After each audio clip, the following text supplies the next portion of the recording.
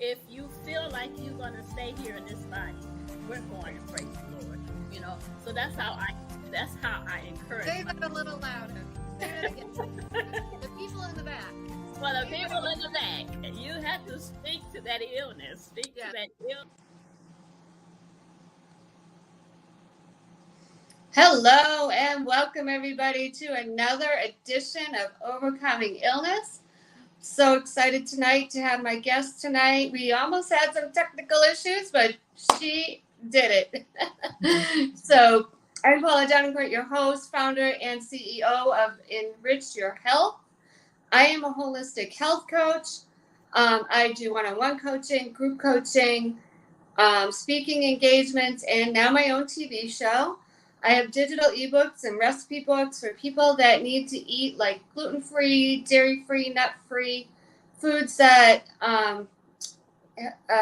anti-inflammatory so that you don't have as much pain in your body. So if you are a practitioner out there, I need you to help me get my recipes out because one of the things I suffered from was multiple food allergies. And so I couldn't find recipes for myself. Everything had to be dairy-free, sugar-free, nut-free, you name it, everything free. So I needed simple recipes. So if you're out there and you need simple recipes, please reach out to me. You can reach out to me on Facebook, Instagram, Messenger, or my phone number is on the screen. But if you're listening, it's 508-330-9665. You can text me or you can go right to the website. I have free gifts on there. I have a reversing illness ebook, and I have 6-day immunity meal plan guide. So feel free to grab those. Those are right in the store. If the store's empty, don't panic. Go to the other one. I'm in the midst of updating a few things. So I am really, really excited tonight to have my guest. We talked last night about some of the health issues he's going through. If you're not aware, most people are aware, we are in Breast Cancer Awareness Month. It's October. I've done talks for breast cancer back in Massachusetts for the Breast Friends Connection. In fact, Linda, the founder of that, I really want to get her on here. Unfortunately, she's sick. So hopefully she feels better soon and we can get her on here. That's in Massachusetts. I'm in North Carolina. I am walking for breast cancer, so feel free to support me for that. I have to do 31 miles by the end of October. I just did 2.5 today. So it doesn't have to be done all at once. So if anybody wants to join me, reach out. You can text, Facebook Messenger, Instagram Messenger, text me 508-330-9665. So welcome everybody. Welcome if it's evening, morning, whatever time of day it is, welcome, whatever part of the world you're in.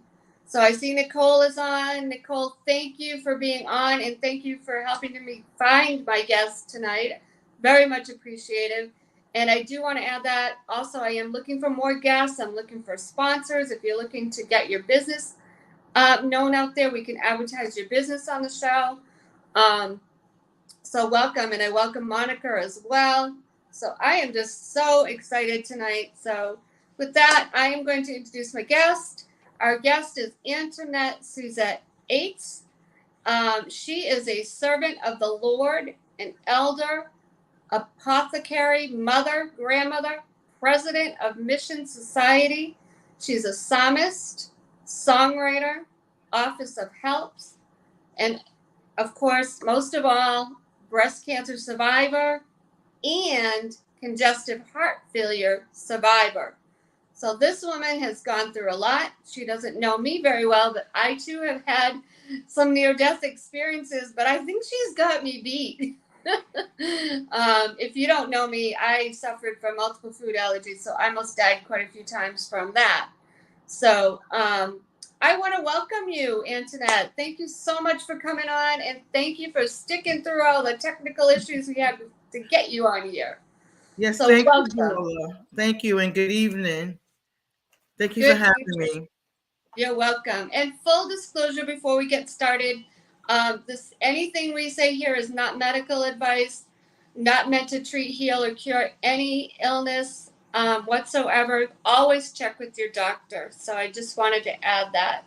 So Antoinette, tell us a little bit about yourself. Where are you from? Tell us a little bit about your family and where you live now, and then we'll go into some of the questions.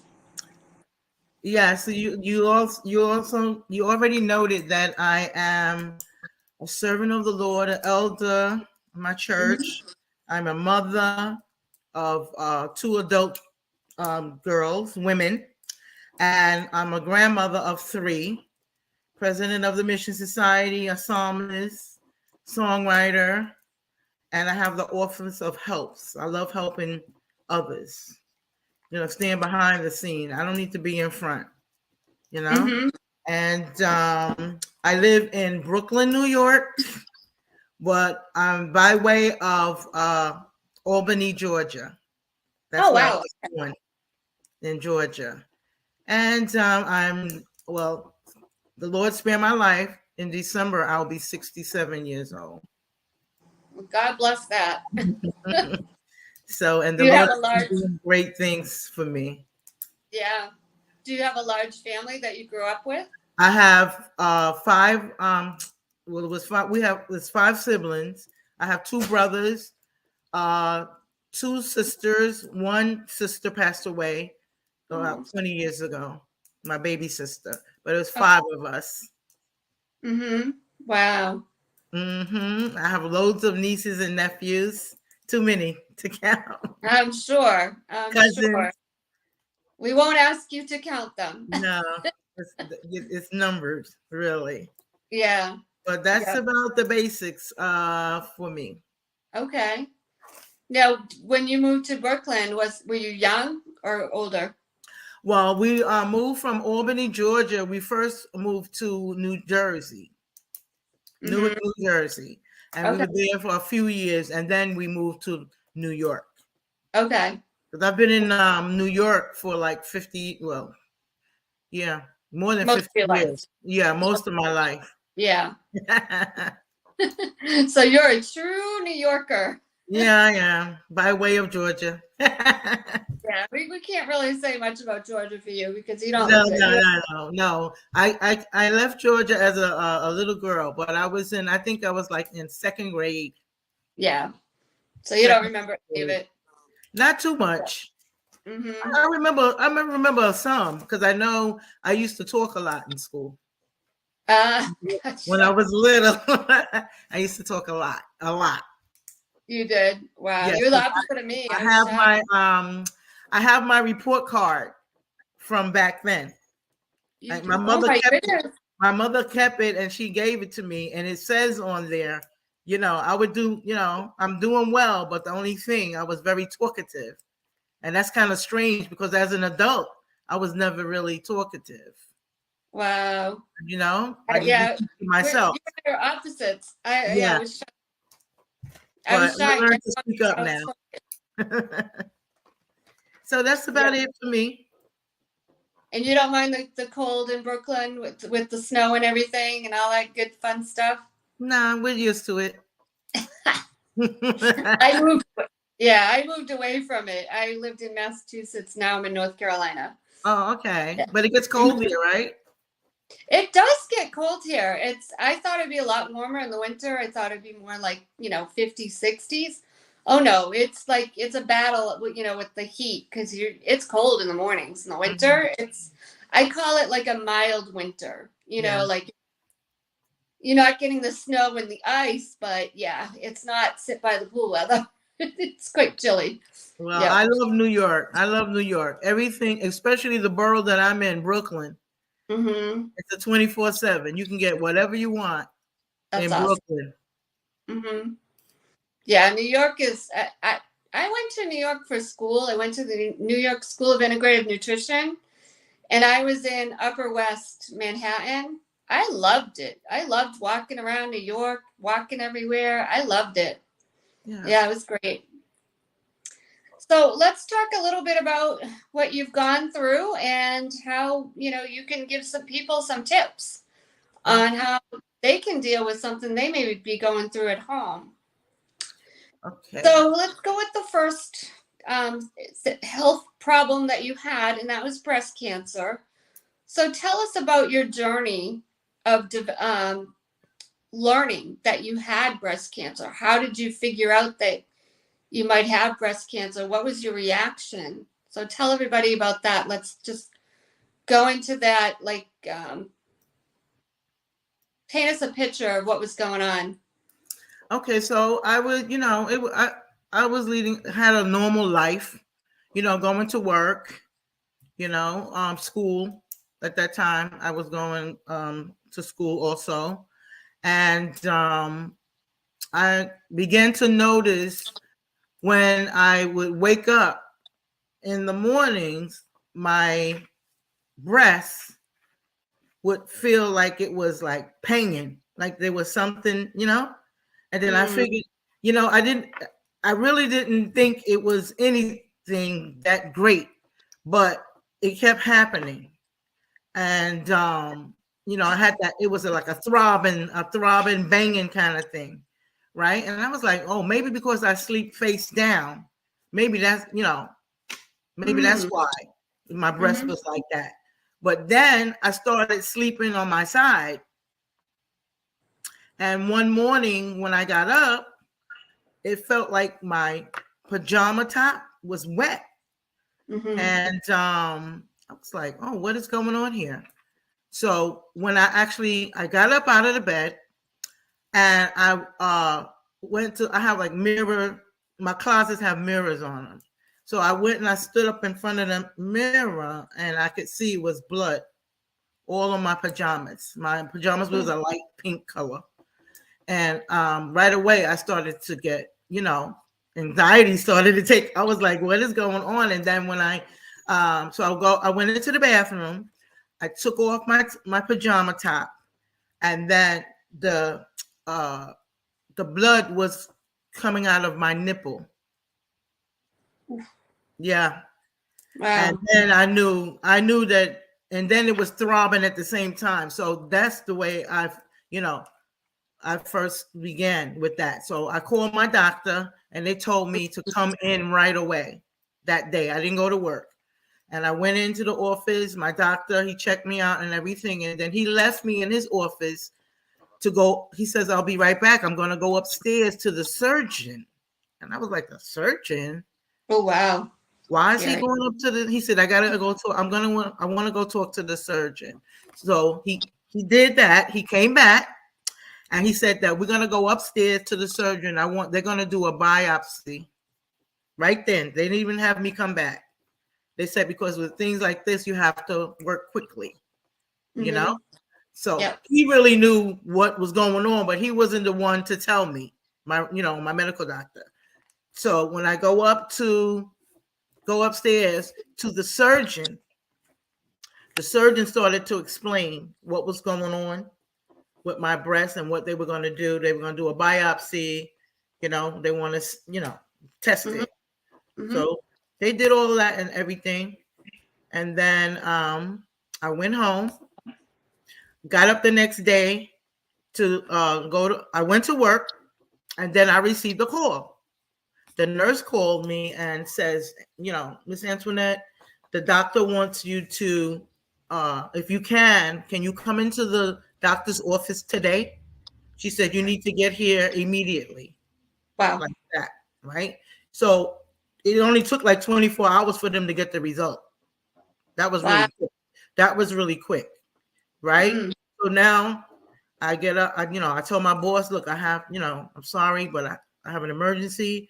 I have my doctor's office call and I have to go there right now. And they was like, go ahead, go and do what you got to do, right? So when I get to the doctor's office again, he took me upstairs to the surgeon's office again. And they were like, we want to do an extensive mammogram. They said that the biopsy came back, it was negative. No, sorry, positive. Okay. So right away, what goes through your mind. And then he told me, he says, because you have breast cancer. We don't know just yet what stage it is, but we need to take some more tests. So fast forwarding, they set me up to do what they call at that time extensive mammogram.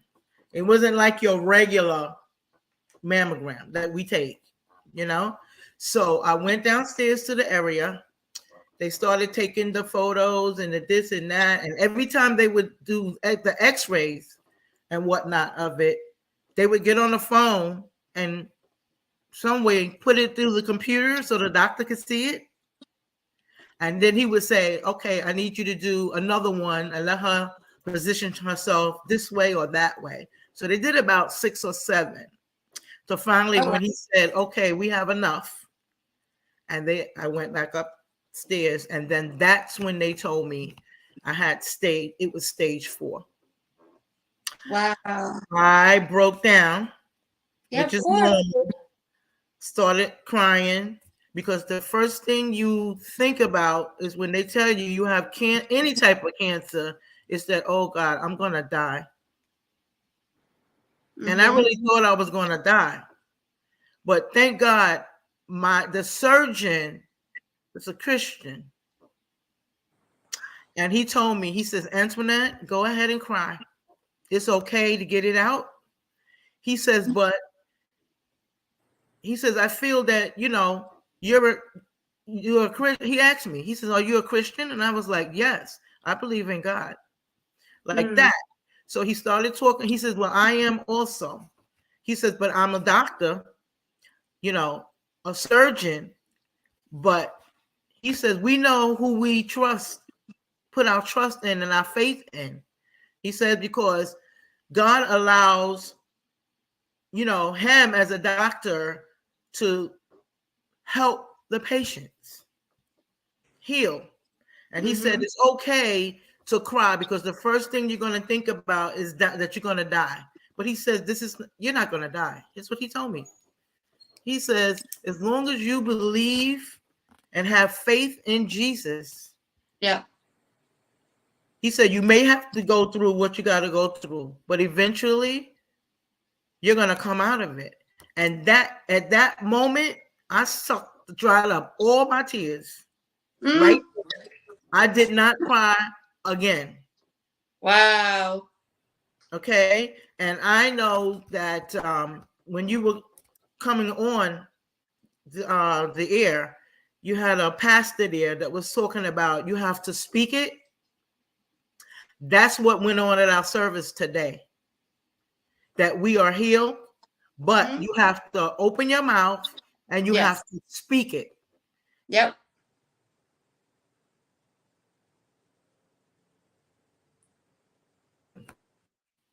Now, sometimes people are healed supernaturally. They're healed, you know what I mean? And sometimes the Lord allows us to go through certain illnesses so that when he brings us out, no matter how he chooses to bring us out, whether he's using the doctor to help you come out, or if he, you know what I mean? If he's supernaturally going to do it, heal your body. Yep. You got to always keep your trust and your faith in God. Yep.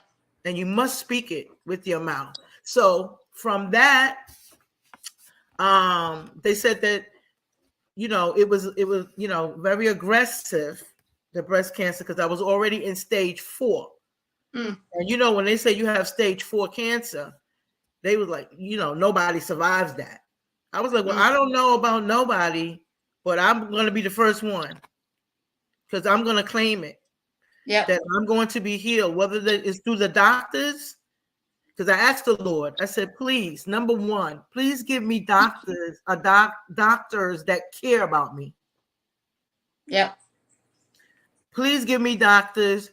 The same thing I did with my congestive heart failure. Please give me doctors if I gotta do chemo, radiation, that they really know what they're doing. Or because I had to have surgery also to remove my lymph nodes, and I had a tumor in my breast also.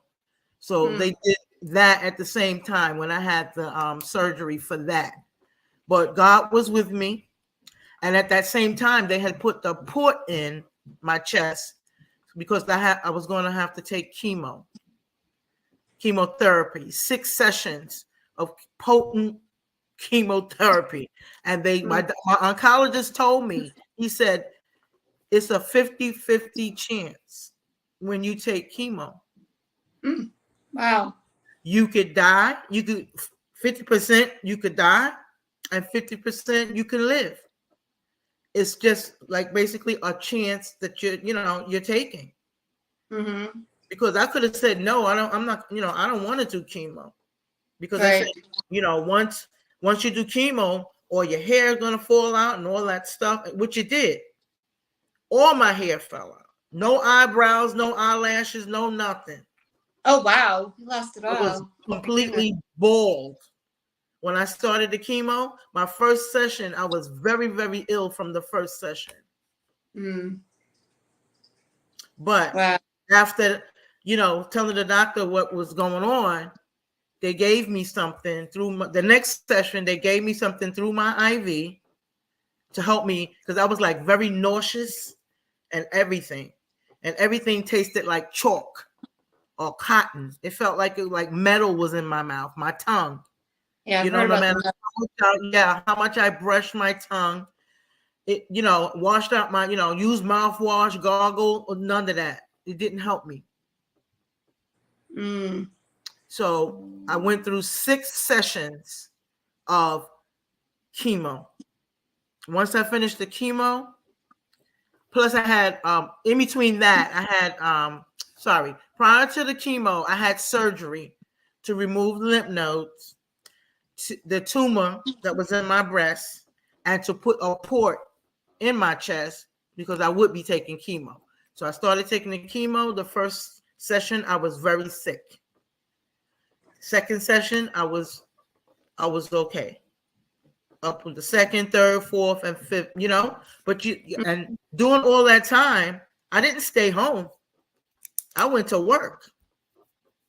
Wow, that's amazing. But they didn't know. Only a couple of people at my job knew that I had cancer. I told no one, because when you tell people that you have cancer and whatnot, the word starts traveling. Oh, she has cancer. She's going to die. They be speaking word curses against you. It's true. So I was like, I don't want to say anything, just to my 2 friends, my 2 good friends at the job. And they never opened their mouth up about it. So I finished my chemo. They said I had to do radiation. I did 39 consecutive sessions of radiation. And what they used to do, and mind you, I would they set it up so I could come in at 7:30 every morning, Monday through Friday, no Saturday and Sunday. They set it up where I could come in at 7:30. They would call me within 15 minutes to go in for radiation.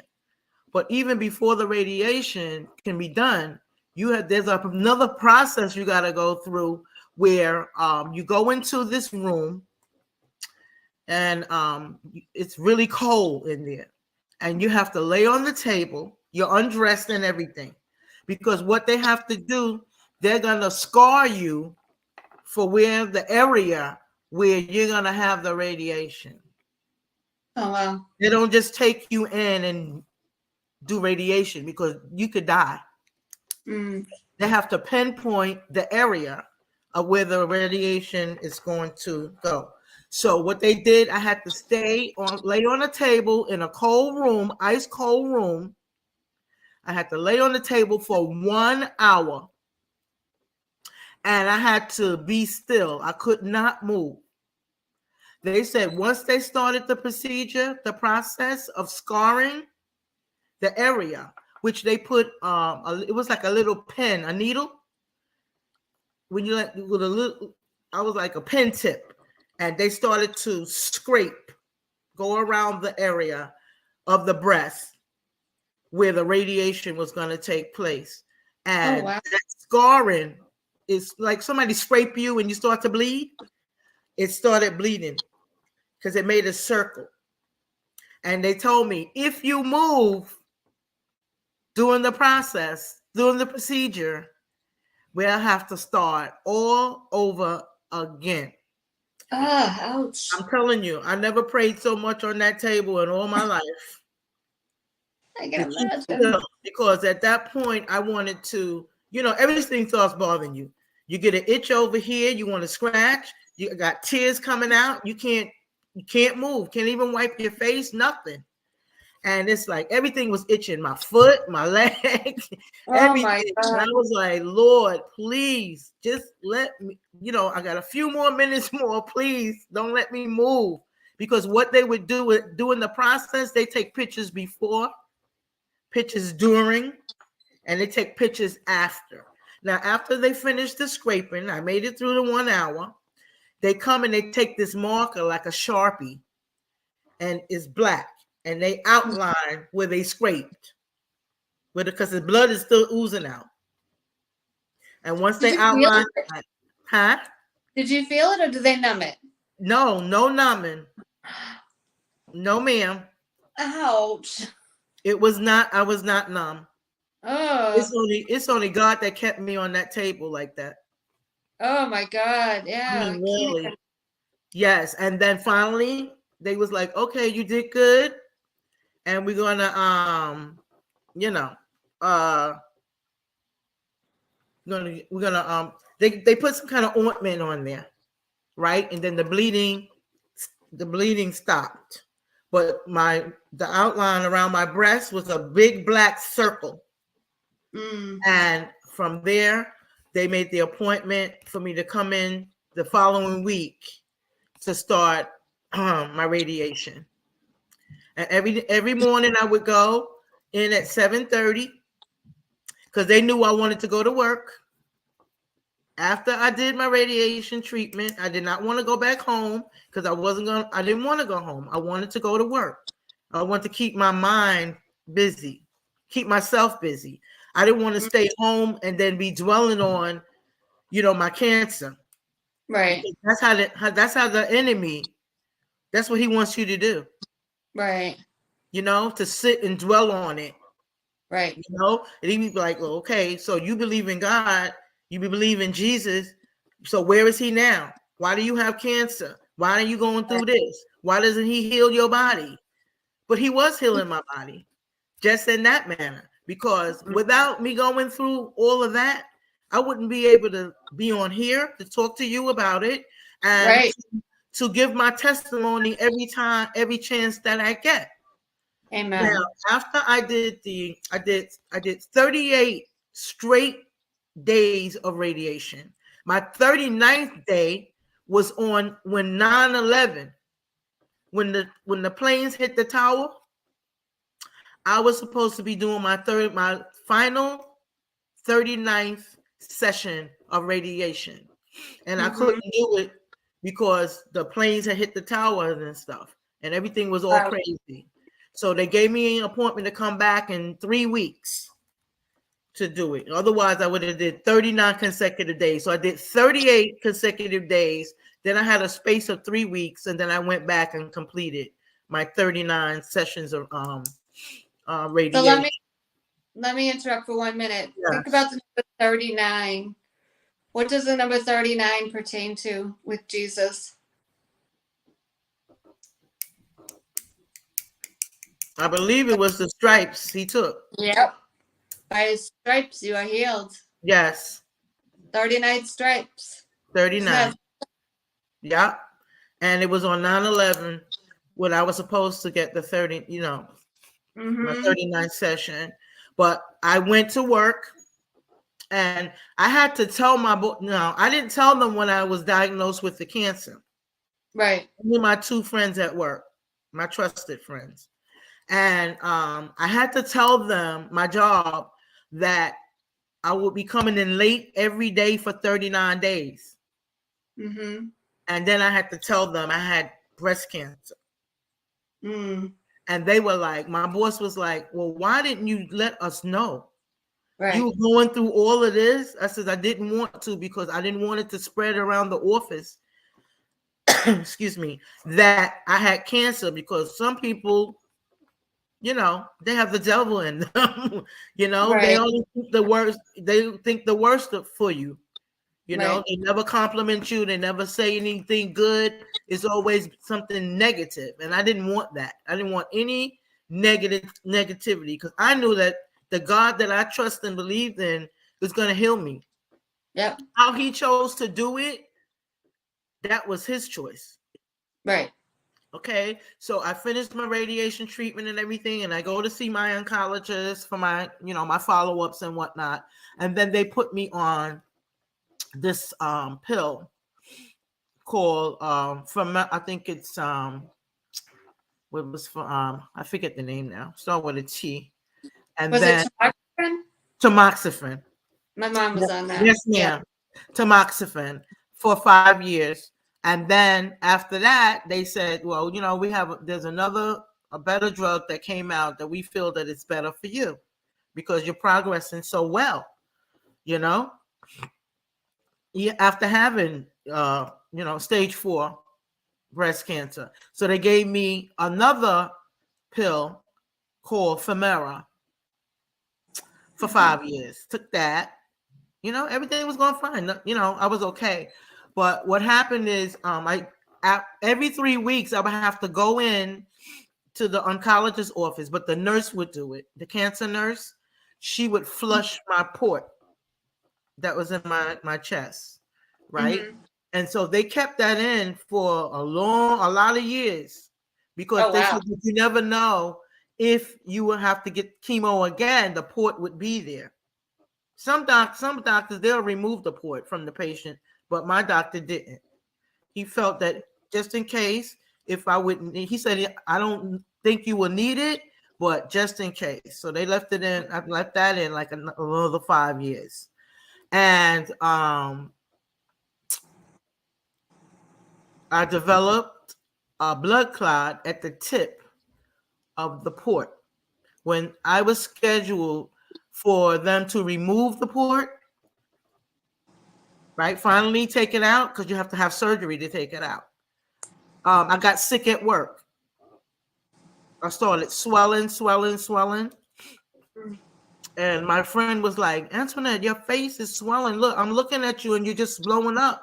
So my company, my boss, they was like, no, you got to go to the hospital right now. I said, well, no, I want to wait and go to my doctor in Brooklyn. They was like, oh, no, two of my friends from work, my coworkers, they went with me in a cab, and we went over. They took me over to NYU. They took one look at me, and they was like, right away, they took me to the back. Right. And I started telling them my history and everything. That I was, I didn't know at that time that I had a blood clot at the tip of the port, and that's what was calling a blockage. And I was swelling. It was causing me to swell. So they went over everything. So finally, they did so many tests on me. They say we have one other test we want to do, and it's called a venogram, where they put you in the tube. The only thing that was hanging out was the top of my head. Everything else was in the tube. Okay. And what that did was it looked at every vein in my body to see if they could spot anything. And that's when they saw the blood clot at the tip of the port. Now, mind you, I was scheduled to go into the hospital the day that I got sick at work. The day after, I was scheduled to go in the hospital to have the port removed. But, thanks be unto God, he caused me to start swelling. Wow. So that I could go to the hospital so they could find out what was going on. And what happened? I had a blood clot. They told me, had I had that port removed the next day, it would have killed you.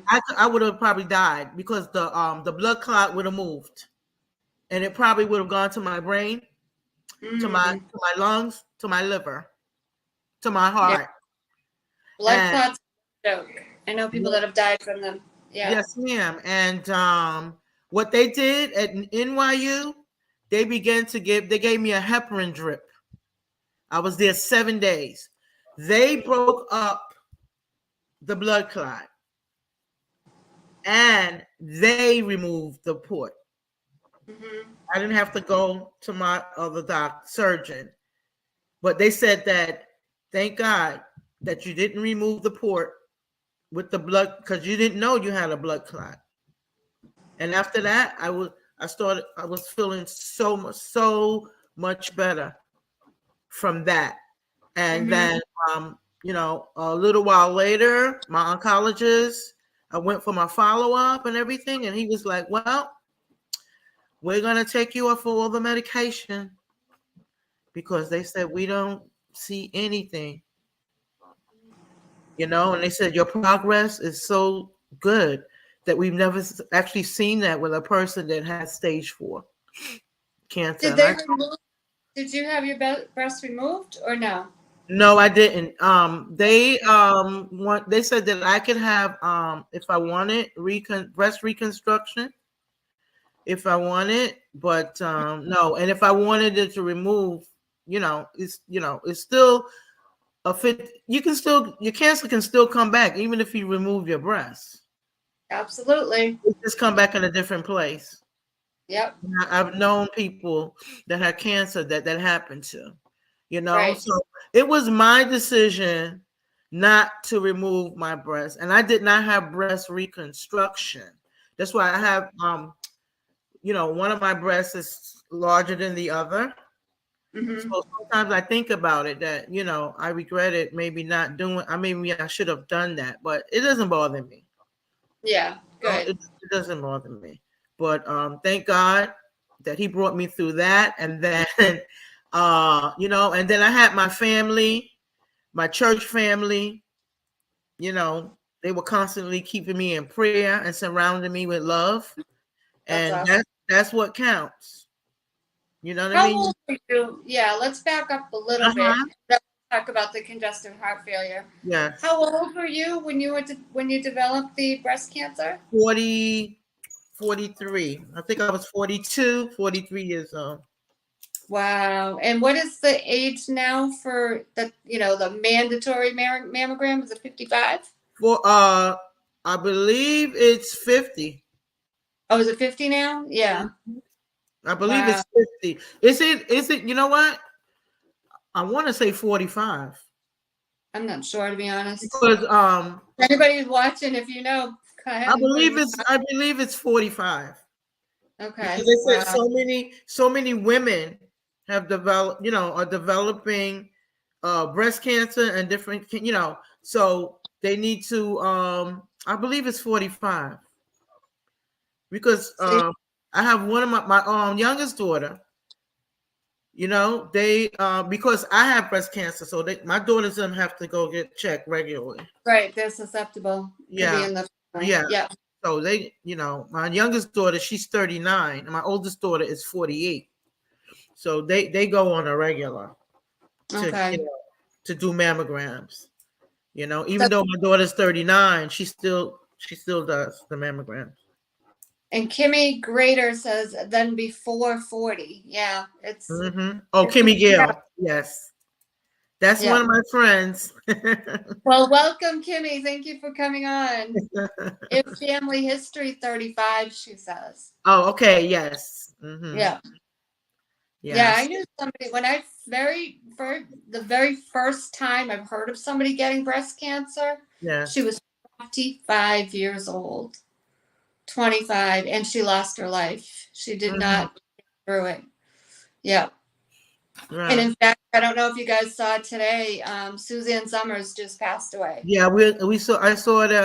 I think Prophetess Nicole showed it to me. Yeah, I don't know if it's everybody's saying it was breast cancer, but I don't know if that's official. Like, did she actually? I believe she had cancer.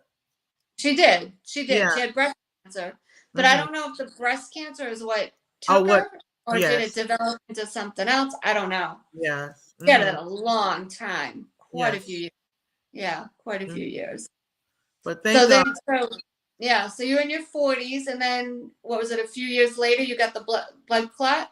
Is that right? Well, the few years I was in, the blood clot was when I was going. Yeah, a few years later, when they were going to take out my port. That's when I had the blood clot. So you were going through that port in you for how many years?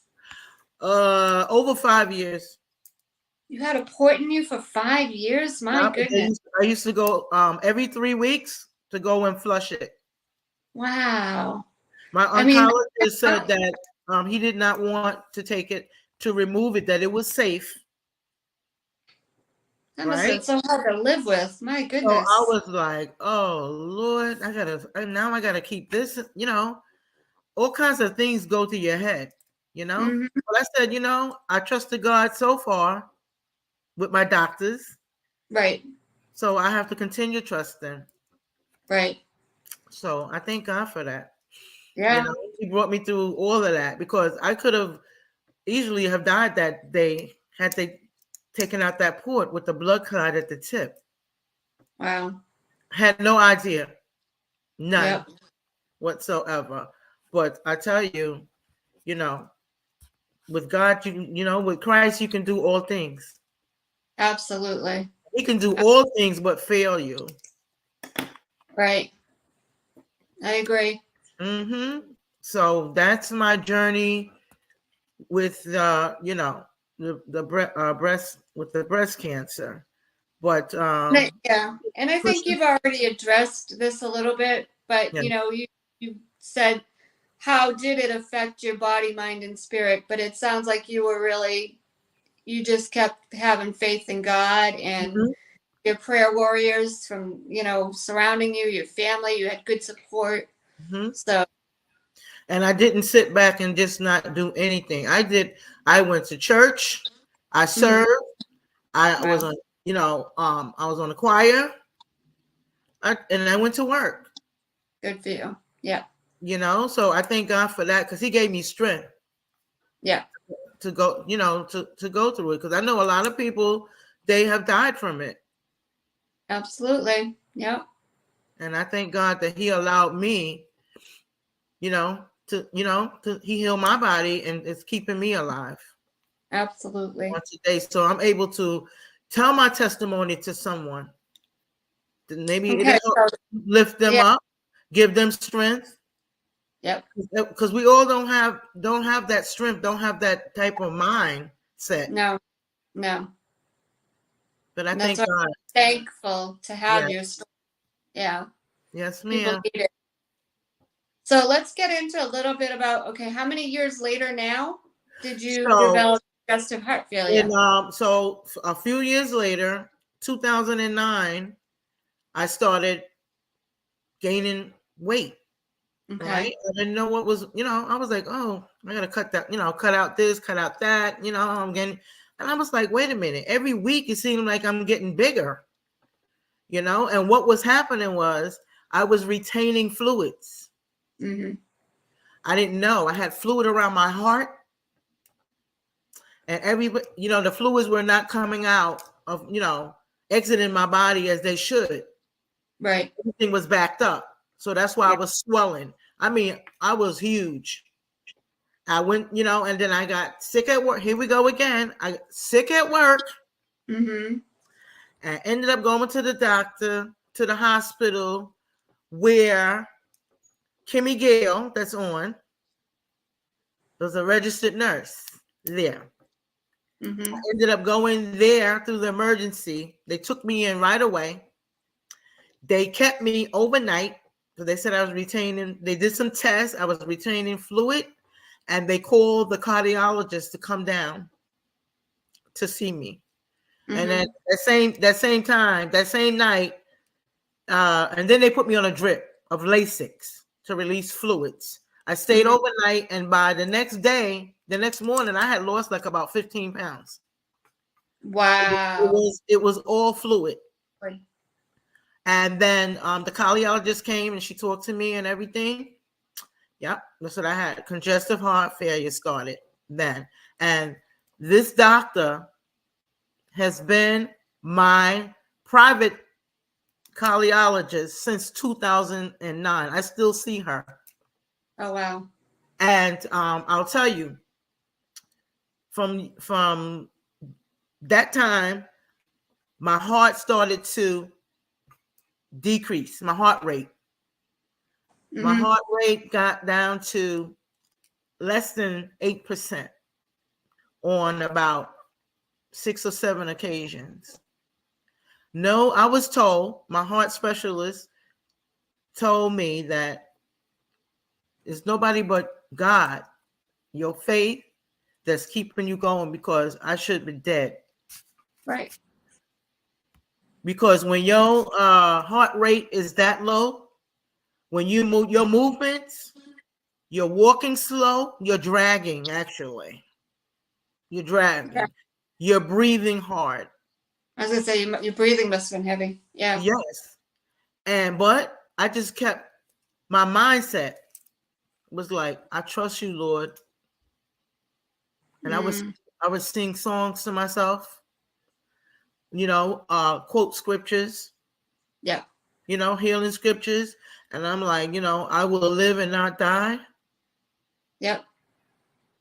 Because I'm going to declare the works of the Lord. Yep. And declare his word also. And Amen. I made it. I called the doctor, and I was on my way to work one morning, and I was like, I can't do this. I parked my car. I got out because I used to park my car to go take the subway to go to work. And then I couldn't make it. I called my doctor on her private number. And I told her what was going on. And she was like, can you get to the office now? And I made it. When I walked in there, it was like, nope. I had to go to the hospital to be admitted. Because she says, Antoinette, I don't know how you even made it here. I said, I made it by the grace of God. And she says, but nobody, she said she have patients where they're like that. Their heart rate is low. Like she said, they don't even make it into the office. They die. Wow. They die. Wow. And to this day, I still see her. And I have specialists that I see over at New York Presbyterian Hospital. They're very good. And then once again, I asked the Lord, I says, can you please give me doctors that care about their patients? If they have to prescribe any medication, can you give me doctors that's going to give me the proper medication? I don't want to just be a guinea pig where they try all these different drugs on me to see if they work. And the Lord, he honored my request because I have excellent doctors. And right now, my heart rate, and they tell their other patients, when I go into the office, they be telling them about me.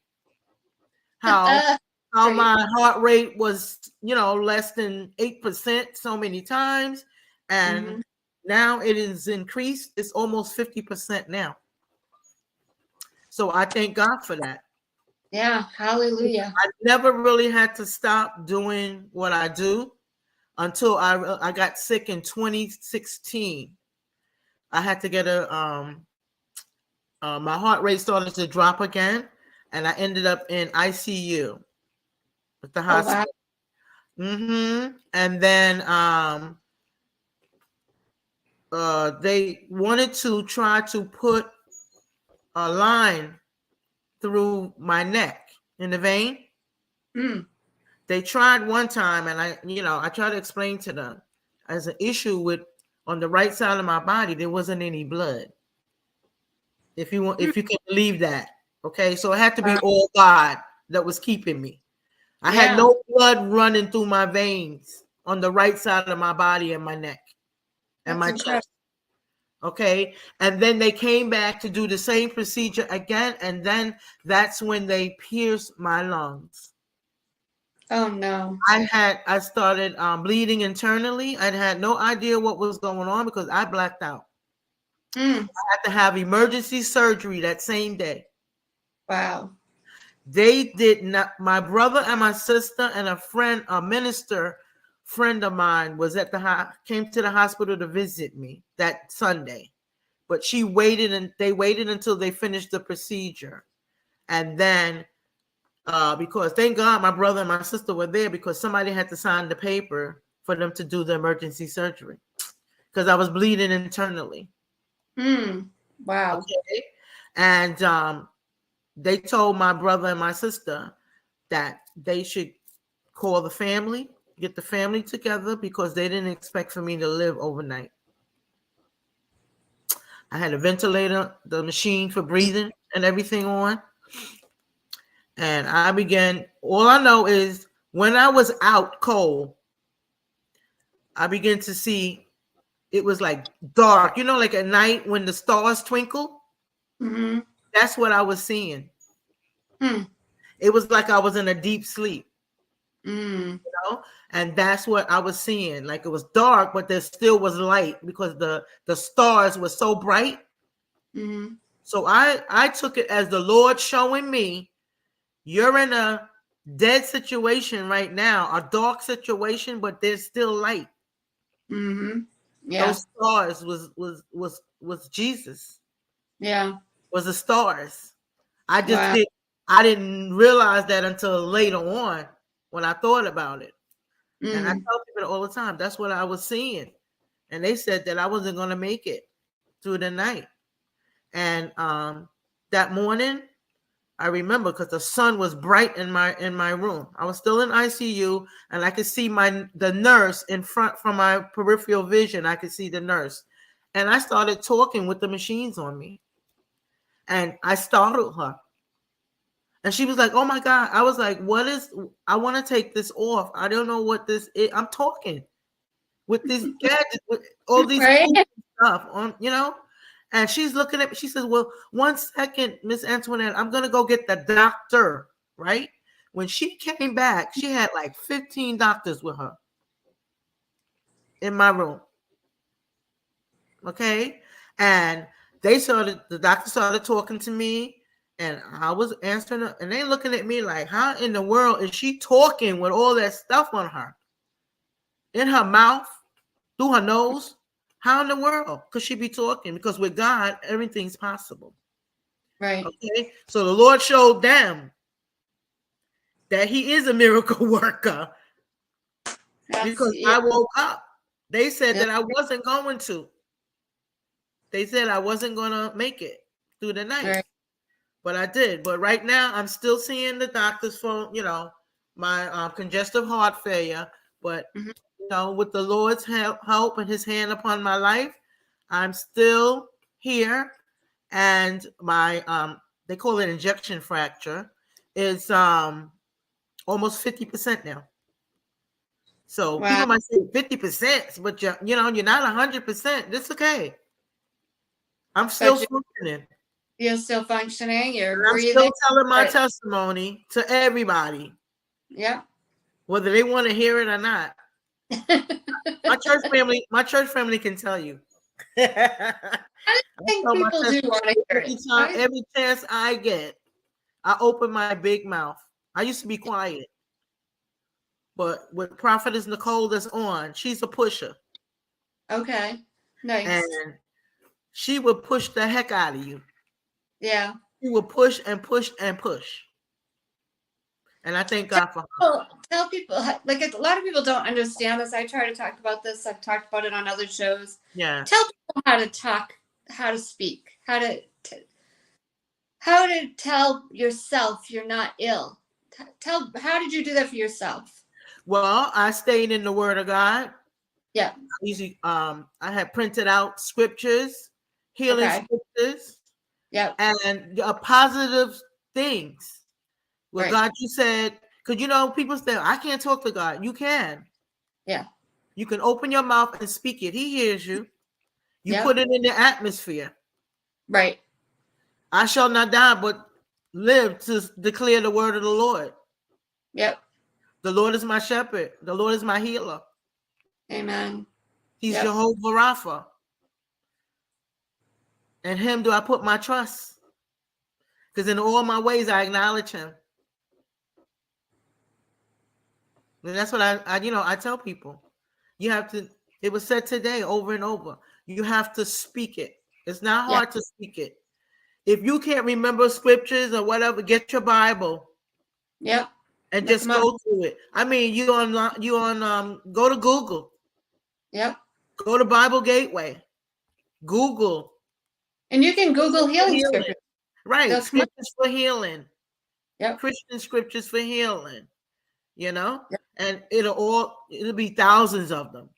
And you Thousands. can listen to it too. You don't You even can have, listen to it also. Audio. I do that also on my tablet. or you can, here's another one that was told to me. I thought this was great. Record yourself, then listen back to it because it's your voice. Right. You know what I mean? So it's another thing you can do. Record yourself making declarations of that you're, by his stripes I am healed, like you said, and record those scriptures and then listen to yourself, play yourself back. Right. So you and do that. prayer helps. Prayer Absolutely. is the key. Yeah. Because that's what helped me through both my journeys, the breast cancer and the congestive heart failure. Prayer and worshiping. Yep. Totally agree. And thank God for your healing. Go around and thank him. Thank you, God, for healing. If you're not healed yet, doesn't matter. Just thank him. You just thank him every day. And things will start to dissipate. I can't make any claims, but you'll see a shift. Because I want to tell you, when I came home with the congestive heart failure, when I came home in 2016, I had 17 medications plus a PICC line with the drip. And I kept that PICC line in for 9 months. Wow. I wasn't able to go anywhere. They told me, you can't go here, you can't go there. Only when you come into the doctor's office for a follow-up. And then my nurse used to come twice a week for 8 weeks. The nurse came to my home, to check the port and everything. And, people said, well, you was taking so many medications. But as I worship and I pray every day, I quote my scriptures. And I had a village that was still, working with me, telling me positive things, not negative stuff, praying for me, praying with me. They used to come to my house and pray with me and everything. And little by little, the Lord started to decrease my medications. So now I'm on 6 medications for the heart. And the other one, the 7th one was for when I had shingles, the nerve pain. Okay. But from 18 medications to 7, I think it's pretty good. I say that's a miracle too. Yeah, absolutely. Because you don't want to be on the medication all your life, No. But thank God. Well, we're running out of time. Okay, I told you we'd have no problem going to the hour. We could do a series.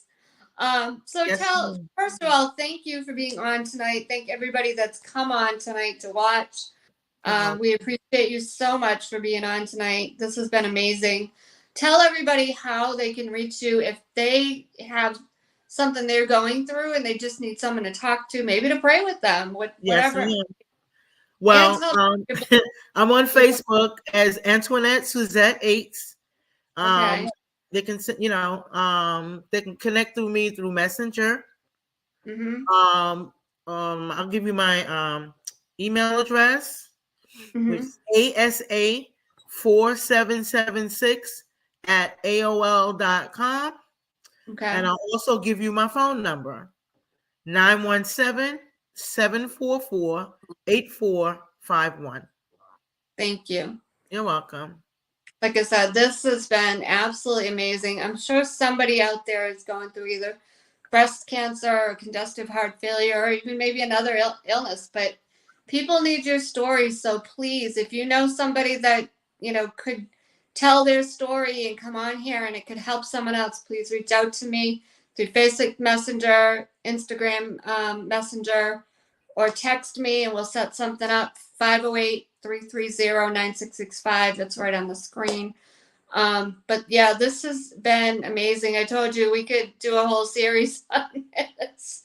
Yeah, it's just been I'm glad you came on. And last but not least, Antoinette, you have a book coming out. What's the name of the anthology? Do you have a name of it? I don't have it's not my book, so I don't know the name of it just yet. But when I find out, I will be the first to let you know. All right. When you find out the name of that anthology, we'll have maybe a couple of you on and we'll talk about the anthology with the other people. Okay. Yeah. Great. Yeah. And thank you so much for having me on. I appreciate it. Thank you. And thank you, Nicole. Again, she's the one who helped you get on. So I appreciate all of you. So thank you. All right, everybody. We will see you next Sunday with another amazing guest. Thank you, everybody. Have a good Thank week. you. Good night. Bye-bye.